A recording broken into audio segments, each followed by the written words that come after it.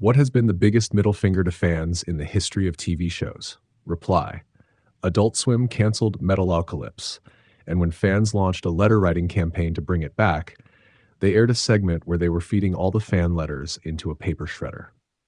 Story number one, an old one, but on the last episode of Little House on the Prairie, they literally blew the entire town up with dynamite.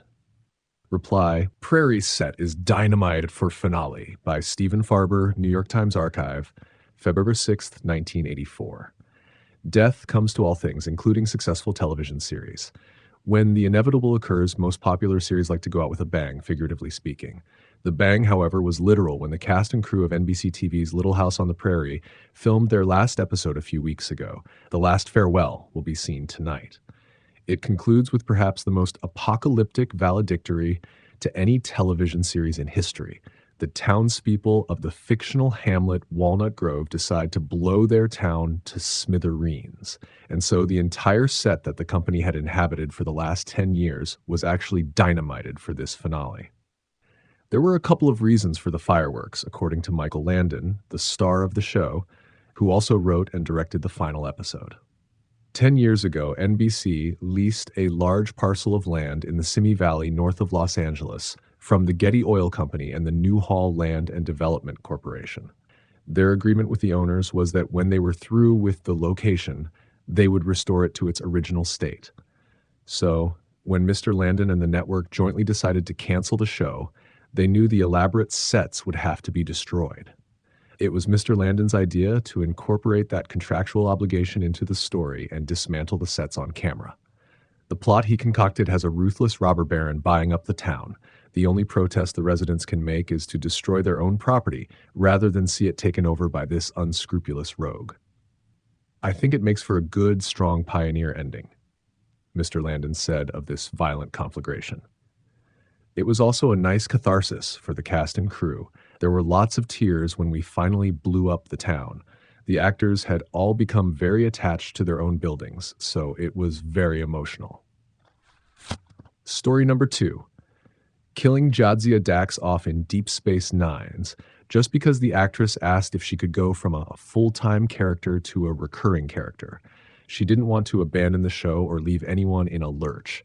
She just asked if her character could not appear in every episode, opening her schedule a bit. So the studio, or Rick Berman, according to the actress, who by all accounts is an absolute prick, told her to pack her bags for having the audacity to suggest such a thing and just killed the character off.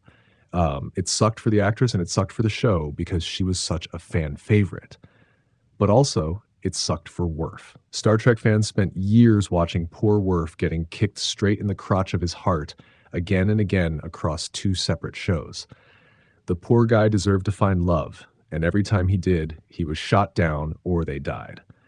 I truly believe he and Jadzia would have stayed together for the rest of the show, and Worf would have gotten his happy ending. Instead, he's left miserable and alone again after so much character growth, all because of studio egos. Maybe this is my personal problem, and I'm the only one who thinks this was an egregious insult to fans everywhere. But Worf has always been one of my favorite Star Trek characters, and I wanted some small ray of happiness for his character. Story number 3. The first season of Our Flag Means Death was hugely successful. It had great ratings and was one of HBO Max's most popular shows at the time. Yet, the network decided to cut the budget and reduce the number of episodes for season 2. The second season of Our Flag Means Death was even more successful than the first, 45 times more successful than the average HBO Max show, in fact. It elevated the series to the status of most popular Max original. So naturally, the network decided to cancel the third season. Story number 4. While not the biggest, I've always really hated how 17 seasons of Stargate, across 3 TV series, culminated in a cliffhanger. I'll still always wonder what the secret was that was so fundamental it had to be buried in the very cosmic microwave background radiation of the universe itself. Fuck you, sci-fi, for taking that away from us. Story number 5. The last season of GOT killed off interest in that show in such a dramatic fashion that it's really hard to comprehend. It was the center of most TV show discussions for years, the benchmark for the new golden era of high production value TV shows. And then within about 6 months, It was as if it didn't exist anymore. The only people talking about it were superfans complaining on the internet and people worried that the books were never coming out. I live in Northern Ireland, and we had a small tourist boom based on Game of Thrones, since a lot of it was shot here. They were even constructing a GOT museum slash experience when the last season hit. I think it's open now, but I couldn't tell you the name of anyone I know who has been to it. There were multiple tours, travel organizers, and companies making replica props, etc. Now it's 99% gone. Reply: the company I worked at made a bunch of licensed GOT products. They sold great, and we thought we had another perennial seller. Then the last season happened and the sales just stopped. For context, we also had stuff like Harry Potter, which finished with public goodwill and still sells great to this day. The house crests for each show did really well, and we thought that things like Targaryen and Lannister house crests were the adult versions of Hufflepuff or Gryffindor. All they had to do was not f up. I would love to see a study on how much potential licensing money is lost when an IP goes from goodwill to public scorn.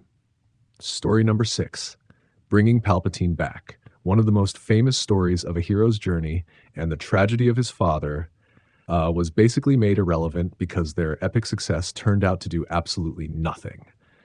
Luke saved his father, and together they defeated this evil that had been infamous for 50 years. Then, within 30 seconds of turning on The Rise of Skywalker, you realize Luke and Anakin actually failed, and everything they did was for absolutely nothing. Not to mention, Han, Leia, and Luke weren't in a scene together. This wasn't even a creative choice, it was pure stupidity. Story number 7, Season 8 of Game of Thrones. Want a longer season so it's not rushed? No, you. We're going to Star Wars. Want character growth to shine at the end? Also, nope. You. I'm going to go try and bang my sister one last time. Want Jon Snow to do what he's meant to do? Nah, Arya would be cool. Want a season of hitting the fan with the whites? No, you. In fact, you so hard that you cannot see half of it because it's pitch black. Also, let's wrap it up in an episode because you. You fuck. Want there to be real consequences like at the start? No, you. Every hero lives, a few minor characters die. All the Dothraki resurrect too. Seriously, D&D are a bunch of hacks. When the source material dried up, they couldn't do shit. Their heads were so far up each other's asses that the Adam's apple was their pal's nose. I don't even know how that's anatomically possible, but they figured it out. F them. Story number 8, Battlestar Galactica. I should have known Ronald D. Moore didn't know WTF he was doing from the start when he decided to have Cylon spines glow during sex because he thought it looked cool, with absolutely no thought about how that would be seriously detrimental to the whole no one knows who the Cylons are premise. All you need to do to catch one is screw doggy style. Then there was the hidden 7th Cylon that was only mentioned in a throwaway line as an afterthought, killing off Starbuck only to bring her back and never explain how, or perhaps the biggest you, telling the audience the whole time that the Cylons had a plan, only to admit at the end that, nope, there was never a plan. Well, thank you so much for tuning in. If you enjoyed today's story, don't forget to hit the like button and subscribe for more incredible Reddit tales. Share your thoughts or your own experiences in the comments below. I love hearing from you all. Until next time, stay curious and keep exploring those amazing stories.